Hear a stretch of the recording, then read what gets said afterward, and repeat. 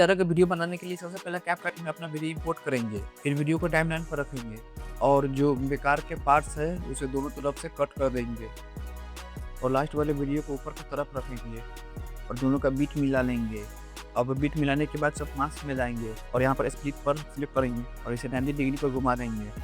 Clip के first में की फ्रेम में लगाएंगे, फिर बीच में लगाएंगे और धीरे धीरे बीच में से इसको लास्ट तक स्क्रॉल कर देंगे और स्मूथ करने के इस एरो को थोड़ा मूव करेंगे। अब एनिमेशन इसमें ऐड करेंगे।